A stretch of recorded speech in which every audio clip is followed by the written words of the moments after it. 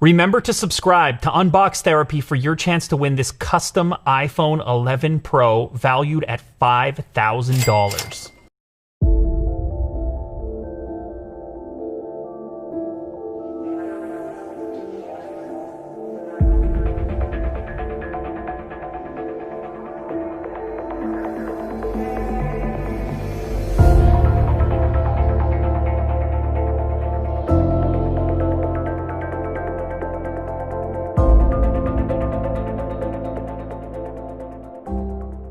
So today we've got the most recent renders of the upcoming iPhone 12, courtesy of Concept Creator, and I thought, why not sit down, relax, take a glance at what that next iPhone will probably look like based on these renders, and have a little bit of feedback, and then reference it against what Apple has been doing, and talk about why they might be moving in the direction that they're going to move in for the iPhone 12. So let's go ahead and hit the play button right here. And the first thing you're going to see is a very boxy, squared-off design, reminiscent at first of an older iPhone. So there seems to be a trend here with Apple going backwards in order to go forwards. And I know that can be a bit frustrating for some users, but in other areas of life, this rings true, particularly in fashion and design, where an old thing comes back around and there's a kind of nostalgia with it where people appreciate that old form over again. So inspired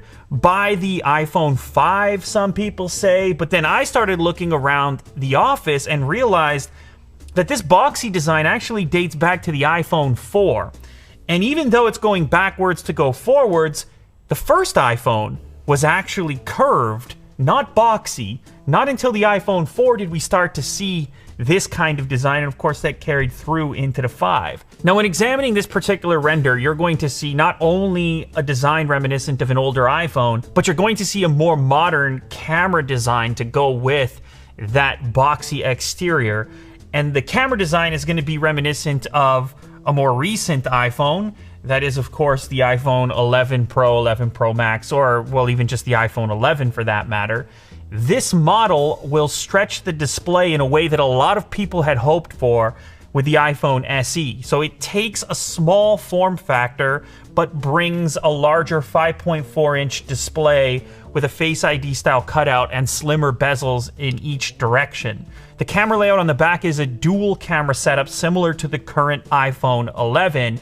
So bringing modern features to a form factor that some people still like and appreciate, especially for single-handed functionality, similar to the current iPhone SE. Now, the rumor is that this will be available in a number of different colors, and it will start at $649, which isn't cheap. It's not at the entry-level price, but it's obviously substantially less than the Pro models have been, sort of settling in closer to $1,000. Truthfully, I've been playing around with some of these smaller devices a little bit, and I do think there is a place for them to exist, and I'm glad that Apple is going to maintain a small form factor device and bring that bigger display into a body that is very comfortable to hold in one hand. I was just actually typing on the iPhone SE and even an older iPhone 6. I don't know if you guys saw the post on my Instagram. It's amazing how similar the iPhone SE, the current 2020 iPhone SE, is to a device, when did the iPhone 6 come out? A device from a long, long time ago.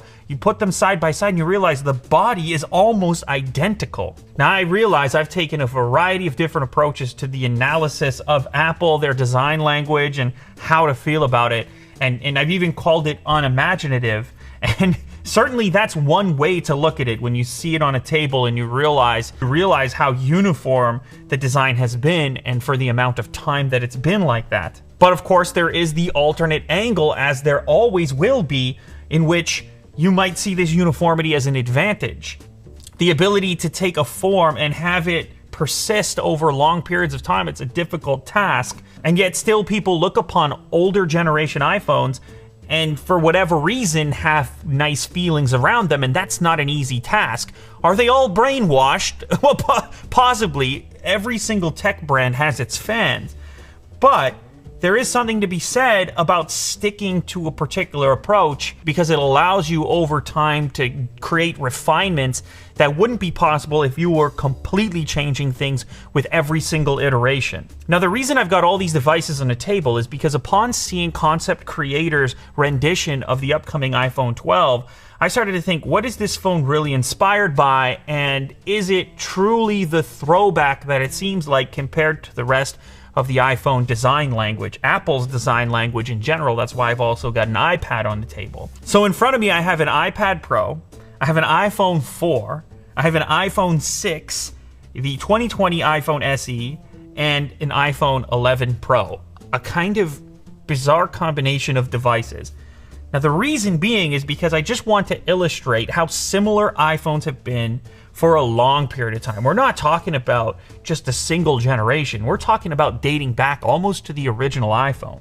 That's the reason that the iPhone 6 is here. I held these two devices, the iPhone 6 and the 2020 iPhone SE, and realized that the body shape and style and the curves around the edges and the button layout and the camera modules, these things, to an alien that knew nothing about these objects, they would think they were very closely related, and they are, even though they've got this enormous gap in time upon their release. Then I thought to myself, well, wait a minute, the curve around the side, the height and weight, and just the feeling in hand isn't all that different, in fact, from the latest iPhone 11 Pro either. Now, this thing's a bit heavier, it has a different camera layout, and of course it has different components, more modern components than either of these two, but Apple is incredibly consistent on how they address the curves, the materials, so that you can pick up any one of their devices and kind of feel comfortable right away. Probably the current generation iPad Pro is your best look into the fit and finish, or the potential fit and finish, of the upcoming iPhone 12. And of course, the other iPhone 12s as well, with the Pro and Pro Max designation. And so what that gives you is a squared off edge. So if you were able to shrink an iPad Pro into a phone format with the thinness and the weight and the materials in use, you would be holding on to an iPhone 12. Funny enough, this phone from all the way back then could act as a pretty significant inspiration for the upcoming model. So what is the effect of having this flat edge rather than something curved? You end up feeling a little more confident in your grip, probably because you can feel that edge.